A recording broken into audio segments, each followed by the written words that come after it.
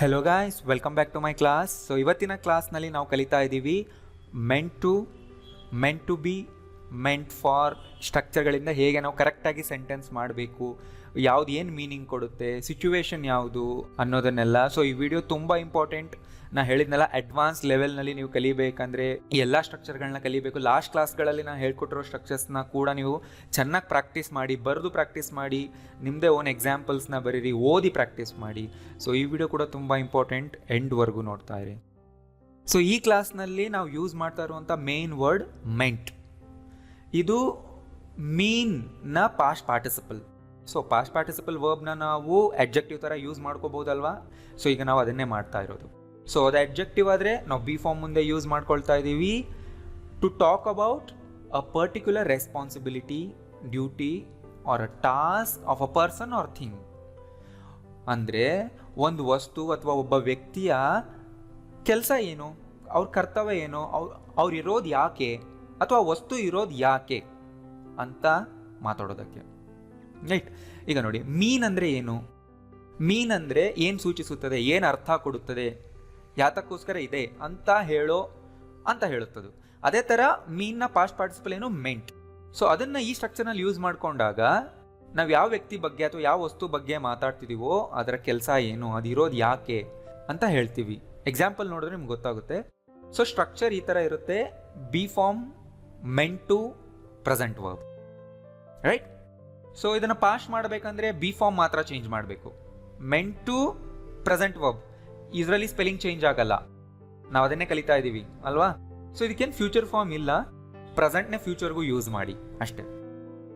ನೋಡಿ ಇಲ್ಲಿ example: teachers are meant to teach. So ಮೇಲಿರೋ ಸ್ಟ್ರಕ್ಚರ್ನ ನೋಡಿ ಮ್ಯಾಚ್ ಮಾಡ್ಕೊಳ್ಳಿ, ಇದೇ ಥರ ಇರಬೇಕು.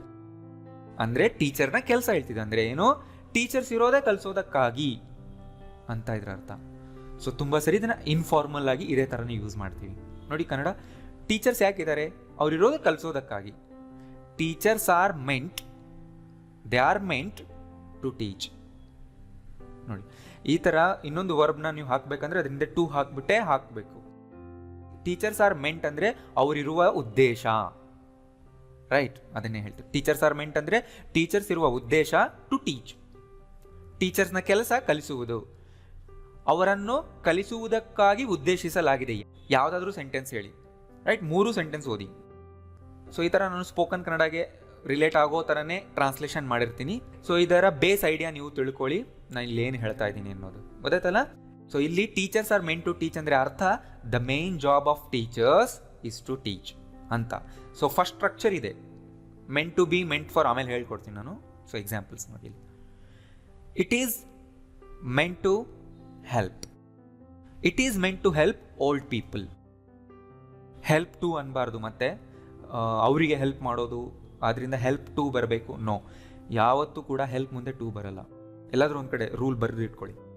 ಇದಿರೋದು ವಯಸ್ಸಾದವ್ರಿಗೆ ಹೆಲ್ಪ್ ಮಾಡೋದಕ್ಕೆ. ಏನೋ ಒಂದು ವಸ್ತು ಇದೆ ಅಥವಾ ಏನೋ ಇದೆ, ಅದರ ಪರ್ಪಸ್ ಏನು ಹೇಳ್ತಾ ಇದ್ದೀವಿ. ರೈಟ್, ಗೊತ್ತಾಯ್ತಲ್ಲ. ಅದಿರೋದು ಓಲ್ಡ್ ಪೀಪಲ್ನ ಹೆಲ್ಪ್ ಮಾಡೋದು. ಇದು ನೆಗೆಟಿವ್ ಮಾಡಿದ್ರೆ it is not meant to help only old people. ಅಂದರೆ ಇದಿರೋದು ಕೇವಲ ವಯಸ್ಸಾದವ್ರಿಗೆ ಹೆಲ್ಪ್ ಮಾಡೋದಕ್ಕೆ ಮಾತ್ರನಲ್ಲ, ಎಲ್ಲರಿಗೂ ಅಂತ. ಸೊ ನೆಗೆಟಿವ್ ಮಾಡಿದ್ದೀನಿ ಅಷ್ಟೇ ನಾನಿಲ್ಲಿ. What is it meant for ಅಂತ ನೀವು ಕೇಳ್ಬೋದು. ಇದು ಯಾಕಿದೆ ಇಲ್ಲಿ, ಇದರ ಪರ್ಪಸ್ ಏನು, ಇದರ ಉದ್ದೇಶ ಏನು ಅಂತ ನಾವು ಕೇಳ್ತಾ ಇದ್ದೀವಿ. Right. My videos are meant to teach English. ನನ್ನ ವಿಡಿಯೋಗಳಿರೋದು ಯಾಕೆ, ಇಂಗ್ಲೀಷ್ ಕಲಿಸೋದಕ್ಕೆ ಅಂತ ನಾನು ಹೇಳ್ತಾ ಇದ್ದೀನಿ. ಸ್ಟ್ರಕ್ಚರ್ ನೋಡ್ಕೊಳ್ಳಿ. ಮೆಂಟ್ ಟು ಮುಂದೆ ಬೇಸ್ ವರ್ಬ್ ಬರಬೇಕು, V1 ಬರಬೇಕು. Clocks are meant to tell the time ಅಲ್ವಾ? Clocks are meant to tell the time. So ಗೊತ್ತಾಗ್ತಿದೆ ಅಲ್ವಾ? ದೇ ಆರ್ ಮೆಂಟ್ ಅಂದರೆ ಅವು ಇರುವ ಉದ್ದೇಶ to tell the time. A calculator is meant to calculate. Calculator ಇರೋದು ಕ್ಯಾಲ್ಕುಲೇಟ್ ಮಾಡೋದಕ್ಕೆ. ಸೊ ಇಲ್ಲಿ ಯಾಕೆ ಕ್ಯಾಲ್ಕುಲೇಟರ್ಸ್ ಬಂದಿಲ್ಲ? ಎಸ್, ಅಫ್ಕೋರ್ಸ್ ನೀವು ಕ್ಯಾಲ್ಕುಲೇಟರ್ಸ್ ಹಾಕ್ಬೋದು. ಅಂದರೆ ಜನರಲ್ ಆಗಿ ನಾನು ಹೇಳ್ತಾ ಇದ್ದೀನಿ, ಜನರಲೈಸ್ ಮಾಡ್ತಾ ಇದ್ದೀನಿ. ಎಲ್ಲ ಕ್ಯಾಲ್ಕುಲೇಟರ್ಗಳ ಕೆಲಸನೂ ಕ್ಯಾಲ್ಕುಲೇಟ್ ಮಾಡೋದೇ. ಅವಾಗ ನೀವು ಅನ್ಬೋದು calculators are meant to calculate. ಅಥವಾ ಅ ಕ್ಯಾಲ್ಕುಲೇಟರ್ ಅಂದರೂ ನೀವೇನಾದರೂ ಹೇಳಿ, ಜನರಲೈಸ್ ಮಾಡುವಾಗ ಅ ಕ್ಯಾಲ್ಕುಲೇಟರ್ ಅಂತಲೂ ಹೇಳ್ಬೋದು, ಕ್ಯಾಲ್ಕುಲೇಟರ್ಸ್ ಅಂತಲೂ ಅನ್ಬೋದು. ಇನ್ನೊಂದು ನೋಡಿ, a doctor is meant to treat the patients. Doctor ಇರೋದು ಪೇಷಂಟ್ಸ್ಗೆ ಟ್ರೀಟ್ ಮಾಡೋದಕ್ಕೆ. ಸೊ ಸ್ಪೋಕನ್ ಕನ್ನಡದಲ್ಲಿ ಹೇಗೆ ಮಾತಾಡ್ತೀವಲ್ವಾ ಅದೇ ಥರ ನಾನು ಇಲ್ಲಿ ಇಂಗ್ಲೀಷ್ನಲ್ಲಿ ಕೊಡ್ತಾ ಇದ್ದೀನಿ ಮೆಂಟ್ ಟು ಇಂದ ಹೇಳೋದು. ಸೊ ಇಲ್ಲಿ ಡಾಕ್ಟರೇ ಬರಬೇಕಾಗಿಲ್ಲ, ಡಾಕ್ಟರ್ಸ್ ಕೂಡ ಬರ್ಬೋದು. Doctors are meant to treat the patients. ಡಾಕ್ಟರ್ಗಳಿರುವುದು ರೋಗಿಗಳಿಗೆ ಚಿಕಿತ್ಸೆ ನೀಡೋದು, ರೈಟ್. ಡಾಕ್ಟರ್ಗಳ ಕೆಲಸ ಪೇಷಂಟ್ನ ಟ್ರೀಟ್ ಮಾಡೋದು. ಆ ಥರನೂ ನೀವು ಹೇಳಿ, ಆ ಥರನೂ ಬೇಕಿದ್ರೆ ಬರ್ಕೊಳ್ಳಿ. ಗೊತ್ತಾಯ್ತಲ್ಲ? ತುಂಬ ರೀತಿ ಟ್ರಾನ್ಸ್ಲೇಟ್ ಮಾಡ್ಬೋದು, ಬಟ್ ನಾನು ಕಾಮನ್ ಆಗಿ ಮಾತಾಡೋದನ್ನು ಇಲ್ಲಿ ಹೇಳಿದ್ದೀನಿ. ಸೊ ಗೊತ್ತಾಗ್ತಿದೆ ಅಲ್ವಾ? ACs are meant to keep the room cooler. ACಗಳಿರೋದು ಯಾಕೆ ಅಲ್ವಾ? ಈ ಥರ ಡಿಸ್ಕಷನ್ ಮಾಡುವಾಗ ನಾನು ಇದೇ ಥರ ಹೇಳಬೇಕಾಗುತ್ತೆ. AC ಅದನ್ನೆಲ್ಲ ಮಾಡಲ್ಲ. ACಗಳು ಇರೋದು ಬರೀ ರೂಮ್ನ ಕೂಲ್ ಮಾಡೋದಕ್ಕೆ. ACಗಳು ಬೇರೆ ಕೆಲಸ ಮಾಡಲ್ಲ. They are only meant to do this task. Okay, but ಇಲ್ಲಿ ನೀವು ಸಪೋಸ್ ಟು ಹಾಕಕ್ಕೆ ಬರಲ್ಲ. ACs ಆರ್ ಸಪೋಸ್ ಟು ಅಂದರೆ ನೀವು ಅದರಿಂದ ಎಕ್ಸ್ಪೆಕ್ಟ್ ಮಾಡ್ತೀರಾ ಆ ಥರ ಹೇಳಕ್ಕೆ ಬರಲ್ಲ. ನೀವು ಎಕ್ಸ್ಪೆಕ್ಟ್ ಮಾಡೋದಲ್ಲ, ಅವು ಇರೋದೇ ಅದಕ್ಕೋಸ್ಕರ, ಅವುಗಳ ಕೆಲಸನೇ ಅದು ಅಂದಾಗ ಮೆಂಟ್ ಟು ಬರಬೇಕು. ಸಪೋಸ್ ಟು ಹಾಕಿದ್ರೆ ಇಲ್ಲಿ ಸೂಟಬಲ್ ಅಲ್ಲ. ಯಾಕಲ್ಲ ಅಂದರೆ ನೀವು ಸಪೋಸ್ ಟು ವಿಡಿಯೋ ಚೆನ್ನಾಗಿ ನೋಡಿ ಪ್ರಾಕ್ಟೀಸ್ ಮಾಡಿದ್ರೆ, ಅಂದರೆ ನಾವು ಒಬ್ಬರು ಅದನ್ನು ಮಾಡಬೇಕು ಅಂತ ಎಕ್ಸ್ಪೆಕ್ಟ್ ಮಾಡ್ತಿರ್ತೀವಿ. ನಾಟ್ ಅ ಸ್ಟ್ರಿಕ್ಟ್ ರೂಲ್, ಹೇಳಿದೆ ತಾನೆ? ಅಂದರೆ ನಿರೀಕ್ಷೆ ಮಾಡ್ತೀವಿ ಅನ್ನೋವಾಗ ಸಪೋಸ್ಡ್ ಟು ಬರುತ್ತೆ. ಸೊ ನನ್ನ ಲಾಸ್ಟ್ 4-5 ಕ್ಲಾಸ್ಗಳಲ್ಲಿ ನಿಮಗೆ ಡಿಫ್ರೆನ್ಷಿಯೇಟ್ ಮಾಡೋದು ಕಷ್ಟ ಆಗ್ತಿದೆ ಅಂದರೆ ಇನ್ನೊಂದು ಸರಿ ನೋಡಿ ಎಲ್ಲ ವೀಡಿಯೋಸ್ನ, ರೈಟ್. ಈ ಸರಿ ಸೀರಿಯಲ್ ವೈಸ್ ನೋಡ್ಕೊಂಡು ಬನ್ನಿ, ಎಲ್ಲ ನೋಡಿ, ಕ್ಲಿಯರ್ ಆಗುತ್ತೆ. ತುಂಬ ಸರಿ ನೀವು ನೋಟಿಸ್ ಮಾಡಿರೋದಿಲ್ಲ ತುಂಬ ವಿಷಯಗಳನ್ನ, ಇನ್ನೊಂದು ಸರಿ ನೋಡಿ. Festivals are meant to bring happiness, right. ನಾವು ಡಿಸ್ಕಷನ್ ಮಾಡ್ತಿರ್ತಿಲ್ಲ, ಹಬ್ಬಗಳು ಯಾಕೆ ಬರುತ್ತೆ, ರೈಟ್? ಅವುಗಳ ಉದ್ದೇಶ ಏನು? They are meant to bring happiness ಅಷ್ಟೇ, ಅದರ ಮೇನ್ ಪರ್ಪಸ್ಸೇ ಅದು, ಮತ್ತೇನಲ್ಲ. ಸ್ಕೂಲ್ ಯೂನಿಫಾರ್ಮ್ ಯಾಕಿರೋದು? It is meant to symbolize equality ಅಲ್ವಾ? ಎಲ್ಲರೂ ಒಂದೇ ರೀತಿ ಇರಬೇಕು, ಈಕ್ವಾಲಿಟಿನ ತೋರಿಸೋದಕ್ಕೆ ಸ್ಕೂಲ್ ಯೂನಿಫಾರ್ಮ್ ಇರೋದು. Meditation is meant to make you focused. ಮೆಡಿಟೇಷನ್ನ ಪರ್ಪಸ್ ಏನು?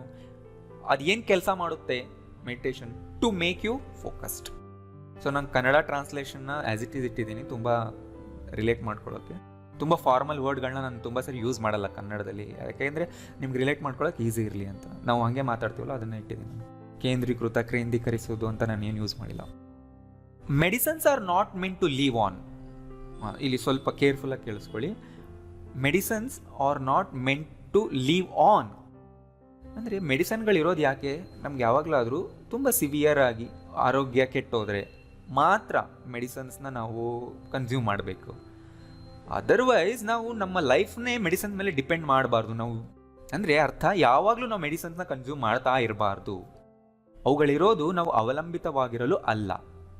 ನೋಡಿ, ಅವುಗಳ ಮೇಲೆ ನಾವು ಅವಲಂಬಿತವಾಗಿರಬಾರ್ದು ಅಂತ ಹೇಳೋದಕ್ಕೆ ಲೀವ್ ಆನ್ ಅಂತ ಇದೆ. They are not meant to leave on. ಗೊತ್ತಾಗ್ತಿದೆಲ್ಲ? ನಾನು ಜನರಲ್ ಆಗಿ ತಗೊಳ್ತಾ ಇದ್ದೀನಿ. ಸ್ಪೆಷಲ್ ಕೇಸ್ಗಳನ್ನ, ಸ್ಪೆಷಲ್ ಪೇಷಂಟ್ಗಳನ್ನ ನಾನು ಕನ್ಸಿಡರ್ ಮಾಡ್ತಿಲ್ಲ ಈ ಎಕ್ಸಾಂಪಲ್ನಲ್ಲಿ. He is never meant to work there ಅಂದರೆ ಅವನ ಉದ್ದೇಶ ಅಂದರೆ ಅವನ ಎಬಿಲಿಟಿಗೆ ತಕ್ಕಂಥ ಕೆಲಸ ಅದಲ್ಲ, ಅವನು ಅದಕ್ಕೋಸ್ಕರ ಇಲ್ಲ, ರೈಟ್. ಅವನ ಸ್ಕಿಲ್ಸ್, ಎಬಿಲಿಟೀಸ್ ತುಂಬ ಹೈ ಲೆವೆಲ್ನಲ್ಲಿದೆ, ಅವನು ಆ ರೀತಿ ಮಾಡಲ್ಪಟ್ಟಿಲ್ಲ ಅಂತ ನಾನು ಹೇಳ್ತೀನಿ. He is never meant to work there. So ನೀವು ನಿಧಾನವಾಗಿ ಯೋಚನೆ ಮಾಡಬೇಕು, ಅರ್ಥ ಮಾಡ್ಕೊಳ್ಳೋಕೆ ಟ್ರೈ ಮಾಡಿ. ಸುಮ್ಮನೆ ನೋಡಿಬಿಡಬೇಡಿ, ನಂಗೆ ಗೊತ್ತಾಗ್ತಿಲ್ಲ ಅನ್ಬಾರ್ದು. ನಿಧಾನವಾಗಿ ಫೋಕಸ್ ಮಾಡಿ, ಸಿಂಪಲ್ ಎಕ್ಸಾಂಪಲಿಂದ ಸ್ಟಾರ್ಟ್ ಮಾಡಿ, ಗೊತ್ತಾಗುತ್ತೆ. The discussion was not only meant to be about poor education. I live verb, base verb ಏನೋ be, right? ಇನ್ನೊಂದ್ಸರಿ ನೋಡಿ. The discussion was not only meant to be about poor education. ಅಂದರೆ ನಾವೇನು discussion ಮಾಡಿದ್ವಿ ಅದು ಕೇವಲ ಪೂರ್ ಎಜುಕೇಷನ್ ಬಗ್ಗೆ ಮಾತ್ರ ಆಗಿರಲಿಲ್ಲ, ಅದ್ರ ಉದ್ದೇಶ ಅದು ಮಾತ್ರನೇ ಆಗಿರಲಿಲ್ಲ. Next, this logo is meant to symbolize progress. Symbolize ಅನ್ನೋದು ಇಲ್ಲಿ ವರ್ಬ್. ಅಂದರೆ ಏನು? ಇಲ್ಲಿ ಲೋಗೋ ನಾವೊಂದು ಕ್ರಿಯೇಟ್ ಮಾಡಿದ್ದೀವಿ. ಈ ಲೋಗೋ ಏನನ್ನ ಸಿಂಬಲೈಸ್ ಮಾಡಬೇಕು? ಪ್ರತಿಯೊಂದು ಲೋಗೋ ಏನೋ ಒಂದು ಏನನ್ನೋ ಒಂದು ಸಿಂಬಲೈಸ್ ಮಾಡಬೇಕಲ್ವ? ಸೊ ಇದು ಪ್ರಗತಿಯನ್ನು ಸಿಂಬಲೈಸ್ ಮಾಡ್ತಾ ಇದೆ, ಪ್ರೋಗ್ರೆಸ್ನ ಸಿಂಬಲೈಸ್ ಮಾಡ್ತಾ ಇದೆ, right? WhatsApp is meant to exchange messages, correct? WhatsApp ಇರೋದು ಯಾಕೆ? To exchange messages. The machine is meant to carry lighter objects. ಯಾವುದೋ ಒಂದು ಮಷೀನಲ್ಲಿ ತುಂಬ ಹೆವಿ ಆಬ್ಜೆಕ್ಟ್ಸ್ ಹಾಕ್ತಾರೆ, ಆ ಮಷೀನ್ ಕೆಟ್ಟೋಗ್ಬಿಡುತ್ತೆ. ಆಮೇಲೆ ಹೇಳ್ತಾರೆ ಈ ಮಷೀನ್ ಇರೋದು to carry lighter objects. Next, the new program is meant to train young people. The talks are meant to clear the way for business opportunities. So ನಾನು ಹೇಳಿದ್ನಲ್ಲ, ತುಂಬ ದೊಡ್ಡ ಸೆಂಟೆನ್ಸ್ ಇದ್ದರೆ ಅದನ್ನು ಪ್ರಿಪೋಷನ್ಗಳ ಹತ್ರ ಬ್ರೇಕ್ ಮಾಡಿ ಓದಬೇಕು. ಇಲ್ಲಿ ನೋಡಿ, the talks are meant to clear the way for business opportunities. ಆಗ ನಿಮ್ಗೆ ಅರ್ಥ ಆಗುತ್ತೆ. ನೆಕ್ಸ್ಟ್, ಇಷ್ಟೊತ್ತಿಗೂ ನಾವೇನು ಕಲ್ತೀವಿ? ಮೆಂಟ್ ಟು ಮುಂದೆ ಬೇಸ್ ವರ್ಬ್ ಹಾಕೋದು. ಈಗ ಮೆಂಟ್ ಟು ಬಿ, ಟು ಮುಂದೆ ಮತ್ತೊಂದು ಬೇಸ್ ವರ್ಬ್ ಬಂದಿದೆ. ಈಗ ಬಿ ಕಾಮನ್ ಆಗಿರುತ್ತೆ, ಅದ್ರ ಮುಂದೆ ನೌನ್ ಆರ್ ಅಡ್ಜೆಕ್ಟಿವ್ ಹಾಕ್ತೀವಿ. Meant to be a teacher, right? ಅಂದರೆ ಒಬ್ಬರು ಇರೋ ಉದ್ದೇಶನ ಹೇಳೋದಕ್ಕೆ. ಎಕ್ಸಾಂಪಲ್ ನೋಡಿ, ಗೊತ್ತಾಗುತ್ತೆ. You are meant to be a teacher. You ಆರ್ನ ಶಾರ್ಟ್ ಫಾರ್ಮ್. ಅದು ನಿಮಗೆ ಶಾರ್ಟ್ ಫಾರ್ಮ್ಸ್ ಎಲ್ಲ ಕಲ್ತಿದ್ದೀರಲ್ವಾ? ನಾನು ಹಳೆ ಕ್ಲಾಸ್ನಲ್ಲಿ ಅಪ್ಲೋಡ್ ಮಾಡಿದ್ದೀನಿ. You are meant to be a teacher ಯಾವಾಗ ಹೇಳ್ತೀವಿ ನೋಡಿ ಇಲ್ಲಿ ಸಿಚುವೇಶನ್. ಸೊ ನೀವು ಮಾತಾಡ್ತಾ ಇರೋ ವ್ಯಕ್ತಿ ತುಂಬ ಚೆನ್ನಾಗಿ ಎಕ್ಸ್ಪ್ಲೈನ್ ಮಾಡ್ತಿರ್ತಾರೆ, ಅವ್ರಿಗೆ ಪ್ರೆಸೆಂಟೇಷನ್ ಸ್ಕಿಲ್ ಚೆನ್ನಾಗಿರುತ್ತೆ, ಅವ್ರು ಹೇಳಿದ್ದೆಲ್ಲ ನಿಮ್ಗೆ ಅರ್ಥ ಆಗ್ತಿದೆ ಅನ್ನೋವಾಗ ನಿಮ್ಮ ಮೈಂಡ್ನಲ್ಲಿ ನಿಮ್ಗೆ ಅನಿಸುತ್ತೆ ಇವರು ಟೀಚರ್ ಆಗಿರಬೇಕಾಗಿತ್ತು, ಈ ಕೆಲಸ ಯಾಕೆ ಮಾಡ್ತಿದ್ದಾರೆ? ಅವಾಗ ನೀವು ಅವ್ರಿಗೆ ಹೇಳ್ತೀರಾ, ನೀವು ಈ ಕೆಲಸ ಮಾಡಬೇಡಿ, ನೀವಿರೋದೇ ಟೀಚರ್ ಆಗಿರೋದಕ್ಕೋಸ್ಕರ, right? You are meant to be a teacher. ನೀವು ಅದೇ ಕೆಲಸ ಮಾಡಿ, ನೀವಿರಬೇಕಾಗಿರೋದು ಟೀಚರ್ ಆಗಿ ಅಂತ. ಅಂದರೆ ನಿಮಗೆ ಆ ಅರ್ಹತೆ ಇದೆ, ನೀವು ಅದಕ್ಕೋಸ್ಕರನೇ ಇರೋದು ಅಂತ ಹೇಳೋದು. ಸೊ ಈ ಸೆಂಟೆನ್ಸ್ ನೆನ್ಪಿಟ್ಕೊಳ್ಳಿ, ಈ ಮೀನಿಂಗ್ ನೆನ್ಪಿಟ್ಕೊಳ್ಳಿ. ನಾನು ಹೇಗೇನು ಹೇಳಿದೆ? ನೀವಿರೋದೇ ಅದಕ್ಕೋಸ್ಕರ ಅಂತ ಹೇಳೋ ಕಡೆ ನಾನೀಗ ಹೇಳೋ ಎಕ್ಸಾಂಪಲ್ಗಳು ಸೂಟ್ ಆಗುತ್ತೆ, right? You are meant to be a teacher. ನೀವು ಟೀಚರ್ ಆಗಿನೇ ಇರಬೇಕು, ನೀವು ಅದಕ್ಕೋಸ್ಕರನೇ ಇದ್ದೀರಾ ಅಂತ. ಕೆಲವು ಸಾರಿ ಅಪೋಸಿಟ್ ಇರುತ್ತೆ, ಅವ್ರಿಗೆ ಏನೂ ಪ್ರೆಸೆಂಟೇಷನ್ ಸ್ಕಿಲ್ಸ್ ಇರಲ್ಲ, ಎಕ್ಸ್ಪ್ಲೈನ್ ಮಾಡೋಕ್ಕೂ ಬರಲ್ಲ, ಅವ್ರು ಹೇಳೋದು ನಿಮ್ಗೆ ಅರ್ಥನೂ ಆಗ್ತಿರಲ್ಲ. ಅವಾಗ ನೀವು ಅಪೋಸಿಟ್ ಹೇಳಿ, you are not meant to be a teacher.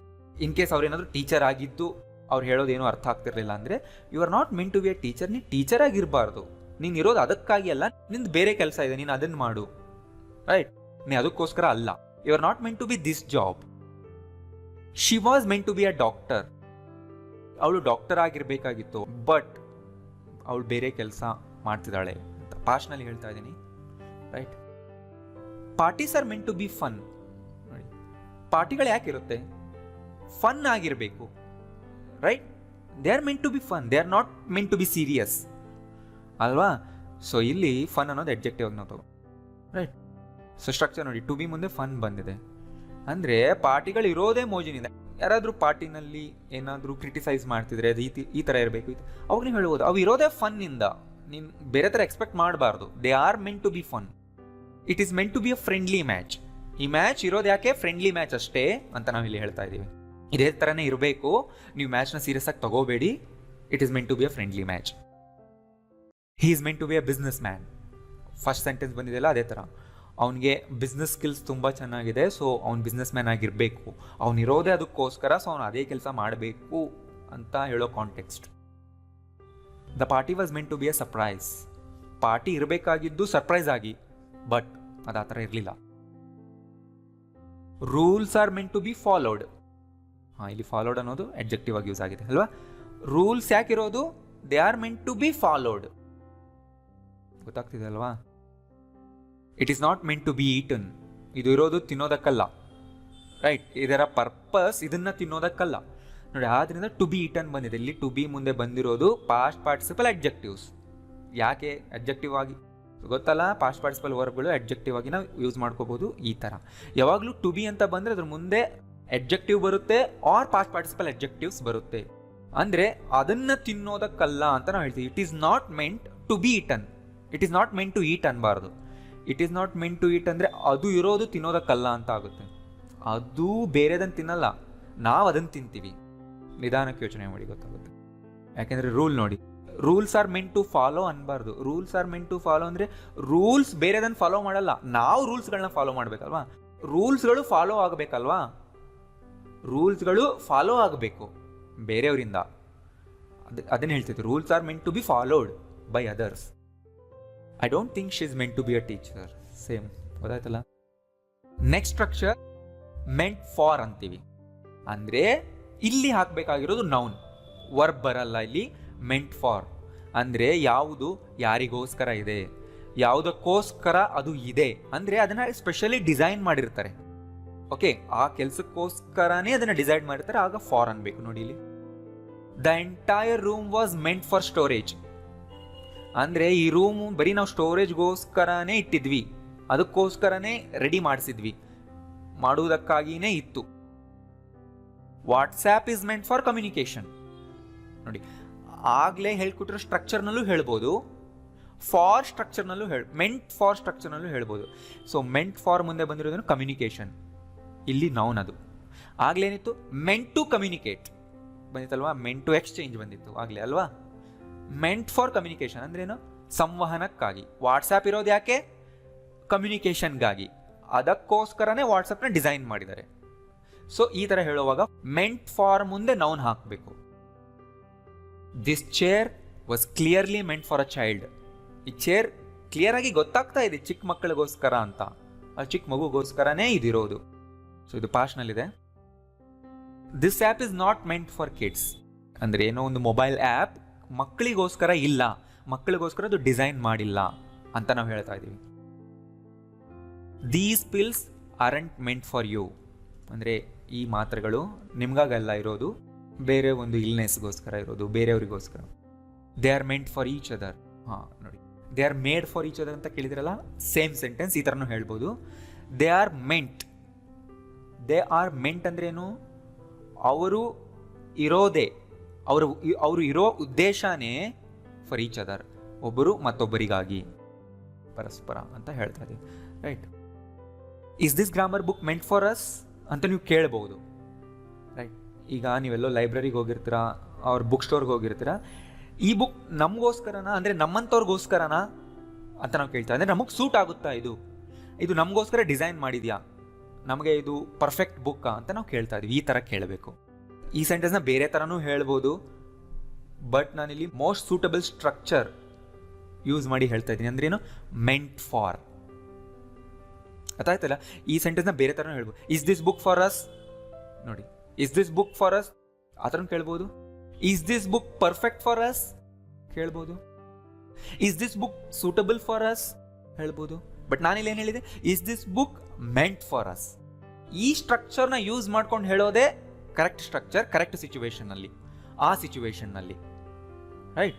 ತುಂಬ ರೀತಿನೂ ಹೇಳ್ಬೋದು, ಬಟ್ ಇದು ಪರ್ಫೆಕ್ಟ್ ಸ್ಟ್ರಕ್ಚರ್ ಆ ಸಿಚುವೇಶನ್ಗೆ. ಯಾವ ಸಿಚುವೇಶನ್? ಏನಾದರೂ ಒಂದು ಯಾರಿಗೋಸ್ಕರನಾದರೂ ಡಿಸೈನ್ ಆಗಿದೆ, ಅವ್ರಿಗೋಸ್ಕರನೇ, ಆ ಪರ್ಪಸ್ನ ಸರ್ವ್ ಮಾಡೋದಕ್ಕೋಸ್ಕರನೇ ಇದೆಯಾ ಅಂತ ಕೇಳೋ ಕಡೆ ಈ ಸ್ಟ್ರಕ್ಚರ್ಗಳು ಯೂಸ್ ಆಗುತ್ತೆ. ಈ ವಿಡಿಯೋ ನೀವು 2-3 ಸರಿ ನೋಡಿದ್ರೆ ಮಾತ್ರ ಪರ್ಫೆಕ್ಟ್ ಆಗ್ತೀರಾ, ಯಾಕೆಂದರೆ ತುಂಬ ಸ್ಟ್ರಕ್ಚರ್ಸ್ ನಾನು ಹೇಳ್ಕೊಡ್ತಾ ಇದ್ದೀನಿ ಅಲ್ಲಿ. You are meant for greater things. Try ಮಾಡಿ ಏನಿದ್ರ ಅರ್ಥ. ಅಂದರೆ ನೀವು ಯಾರನ್ನಾದ್ರೂ ನೋಡಿದಾಗ ಗೊತ್ತಾಗುತ್ತೆ ಅವರ ಎಬಿಲಿಟಿ, ಅವರ ಸ್ಕಿಲ್ಸ್, ರೈಟ್, ಅವರ ಸ್ಟ್ರೆಂತ್ ನೋಡಿ ನೀವು ಹೇಳ್ತೀರ, ನೀನು ಯಾಕೆ ಈ ಕೆಲಸ ಮಾಡ್ತೀಯಾ, ನೀನು ಈ ಥರ ಟೈಮ್ ವೇಸ್ಟ್ ಮಾಡಬೇಡ, ನೀನು ಇರೋದೇ ಅತ್ಯುತ್ತಮ ಕೆಲಸಗಳನ್ನ ಮಾಡೋದಕ್ಕಾಗಿ, ನಿನ್ನ ಸ್ಟ್ರೆಂತ್ ಅದರಲ್ಲಿದೆ, ನಿನಗೆ ಆ ಎಬಿಲಿಟಿ ಇದೆ, ರೈಟ್, ನೀನು ಟೈಮ್ ವೇಸ್ಟ್ ಮಾಡಬೇಡ. Ice creams aren't just meant for kids.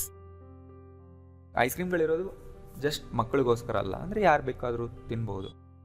ನೋಡಿ, meant for kids, meant for us, meant for you, meant for a child, meant for communication. Structure ಯಾವ ಥರ ಇದೆ ನೋಡಿ, ಅವರಿಗೋಸ್ಕರ ಅಂತ ನಾವು ಹೇಳ್ತಾ ಇದ್ದೀವಿ. YouTube is not only meant for entertainment, right. ನೋಡಿ, ಇದು ಪರ್ಫೆಕ್ಟ್ ಸೆಂಟೆನ್ಸ್. ಈ ಥರ ಹೇಳೋದೆ. ಯೂಟ್ಯೂಬ್ ಇರೋದು ಜಸ್ಟ್ ಎಂಟರ್ಟೈನ್ಮೆಂಟ್ಗೋಸ್ಕರ ಅಲ್ಲ. ನೋಡಿ, ಈ ಸೆಂಟೆನ್ಸ್ನ ನೀವು ಬೇರೆ ಥರನೂ ಹೇಳ್ಬೋದು. YouTube is not for entertainment, YouTube is not only for entertainment. Yes, ಹೇಳ್ಬೋದು, ಬಟ್ ಇದು perfect sentence, most suitable sentence. This library is meant for all ಅಂತ ನೀವು ಹೇಳ್ಬೋದು. The pathway is only meant for disabled people. ಅಂದರೆ disabled ಪೀಪಲ್ಗೋಸ್ಕರನೇ ಆ ಒಂದು ದಾರಿನ ಮಾಡಿರ್ತಾರೆ, ಅವ್ರಿಗೆ ಹೆಲ್ಪ್ ಆಗಲಿ ಅಂತ. ನೋಡಿರ್ತೀರಲ್ವ ನೀವು. The jacket was made for a much larger person. ನೋಡಿ, ಪಾಸ್ಟಲ್ಲಿದೆ. ಅಂದರೆ ಆ ಜಾಕೆಟ್ ತೊಗೊಳಕ್ಕೆ ಹೋದಾಗ ಟ್ರೈ ಮಾಡಿ ನೋಡಿದಾಗ ಗೊತ್ತಾಗುತ್ತೆ, ಇದು ನನ್ನ ಸೈಜ್ ಅಲ್ಲ. ಅಂದರೆ ಲಾರ್ಜರ್ ಪರ್ಸನ್ ಅಂದರೆ ಇನ್ನೂ ದೊಡ್ಡ ಸೈಜ್, ಇದು ಆ ವ್ಯಕ್ತಿಗಳಿಗೆ ಸರಿ ಆಗುತ್ತಿತ್ತು, ನನಗದು ಫಿಟ್ ಆಗಲಿಲ್ಲ, ಅದಕ್ಕೆ ನಾನು ಬಿಟ್ಟು ಬಂದೇ ತಗೊಳ್ಲಿಲ್ಲ. ಅಂದರೆ ನನಗದು ಫಿಟ್ ಆಗುವಂಥ ಜಾಕೆಟ್ ಆಗಿರಲಿಲ್ಲ. The bigger officers R meant for senior staff only, right. The bigger officers R only meant for senior staff, ಆ ಥರನೂ ಹೇಳ್ಬೋದು. These books are not meant for primary school students. These books are not meant for primary school students. ಈ books primary school ಸ್ಟೂಡೆಂಟ್ಸ್ಗಲ್ಲ, ಇದು ತುಂಬ advanced books ಇದ್ದಾವೆ, ಇವು high school ಸ್ಟೂಡೆಂಟ್ಸ್ಗೆ ಇರ್ಬೋದು. ಸೊ ನೋಡಿ 3 ಸ್ಟ್ರಕ್ಚರ್ಸ್ ಕಲ್ತ್ವಿ ನಾವಲ್ವಾ. Meant to base verb, meant to be ಮುಂದೆ noun or adjective, meant for. So ಇನ್ನೂ ಕನ್ಫ್ಯೂಷನ್ ಇರುತ್ತೆ, ಇನ್ನೊಂದು 2-3 ಸರಿ ವಿಡಿಯೋಸ್ ನೋಡಿ. ಆ್ಯಂಡ್ ನಾ ಏನು ಹೇಳಿದೆ, ನೀವು ಯಾರ ಹೆಲ್ಪ್ ಇಲ್ಲದೆ ಕೂಡ ಒಬ್ಬರೇ ಪ್ರಾಕ್ಟೀಸ್ ಮಾಡ್ಬೋದು. ವಿಡಿಯೋನ 2-3 ಸರಿ ನೋಡಿ ಆ್ಯಂಡ್ ಎಲ್ಲ ಸೆಂಟೆನ್ಸ್ಗಳನ್ನ ಬುಕ್ನಲ್ಲಿ ಬರ್ಕೊಳ್ಳಿ. ನಿಮ್ಮ ಓನ್ ಎಕ್ಸಾಂಪಲ್ಸ್ನ ಮಾಡಬೇಕು. ನೌನ್ಗಳನ್ನ ಚೇಂಜ್ ಮಾಡಿ, ವರ್ಬ್ಗಳನ್ನ ಚೇಂಜ್ ಮಾಡಿ, ಅಡ್ಜೆಕ್ಟಿವ್ಗಳನ್ನ ಚೇಂಜ್ ಮಾಡಿ. ನಮ್ಗೆ ನೌನ್ಗಳು, ಅಡ್ಜೆಕ್ಟಿವ್ಗಳು, ವರ್ಬ್ಗಳು ಗೊತ್ತೇ ಇಲ್ಲ ಅಂದರೆ ನಾನು ಆಲ್ರೆಡಿ ನನ್ನ ಹಳೆಯ ಕ್ಲಾಸಸ್ಗಳ ಲಿಸ್ಟೇ ಅಪ್ಲೋಡ್ ಮಾಡಿದ್ದೀನಿ, ತುಂಬ ವೀಡಿಯೋಸ್ ಮಾಡಿದ್ದೀನಿ ತುಂಬ ಹಿಂದೆ. ನನ್ನ ಚಾನಲ್ ಚೆಕ್ ಮಾಡಿ, ನಿಮಗೆ ಎಷ್ಟೋ ಸಾವಿರಾರು ವರ್ಡ್ಸ್ಗಳು ಸಿಗುತ್ತೆ, ಅಡ್ಜೆಕ್ಟಿವ್ಸ್, ವರ್ಬ್ಸ್, ನೌನ್ ಎಲ್ಲ ಸಿಗುತ್ತೆ. ಆ್ಯಂಡ್ ಎಲ್ಲ ಸೆಂಟೆನ್ಸ್ಗಳು ಜೋರಾಗಿ ಓದಿ. ಬರೆದಾದ ಮೇಲೆ ನನ್ನ ಸೆಂಟೆನ್ಸ್ಗಳು, ನಿಮ್ಮ ಎಕ್ಸಾಂಪಲ್ಗಳನ್ನ ಜೋರಾಗಿ. ಆ್ಯಂಡ್ ನೀವು ಫೋನಲ್ಲೂ ಕೂಡ ರೆಕಾರ್ಡ್ ಮಾಡ್ಕೊಂಡು ಕೇಳಿಸ್ಕೊಳ್ತಾ ಇರಿ. ಈ ಥರ ಮಾಡಿದ್ರೆ ನಿಮ್ಗೆ ಯಾರ ಹೆಲ್ಪ್ ಬೇಕಾಗಿಲ್ಲ, ನೀವೇ ಒಬ್ಬರೇ ಕೂತ್ಕೊಂಡು ಕಲಿಬಹುದು. ಇದನ್ನೆಲ್ಲ ಯಾರು ಮಾಡ್ತೀರಾ ಅವ್ರಿಗೆ ಏನೂ ಡೌಟ್ಸ್ ಬರಲ್ಲ, ಕನ್ಫ್ಯೂಷನ್ಸ್ ಬರಲ್ಲ, ನೆಕ್ಸ್ಟ್ ಕ್ಲಾಸ್ಗಳು ಬೋರಿಂಗ್ ಆಗಲ್ಲ. ಎಲ್ಲ ಕ್ಲಾಸ್ಗಳು ಇಂಟ್ರೆಸ್ಟಿಂಗ್ ಆಗ್ತಾ ಹೋಗುತ್ತೆ, ಕಲಿಬೇಕಂತ ಕ್ಲಾಸ್ಗಳು ಬೋರಿಂಗ್ ಆಗಲ್ಲ. ರೈಟ್? ಸೊ ವಿಡಿಯೋ ಇಷ್ಟ ಆಗಿದ್ರೆ ಲೈಕ್ ಮಾಡಿ, ಎಲ್ಲರಿಗೂ ಶೇರ್ ಮಾಡಿ. Thank you.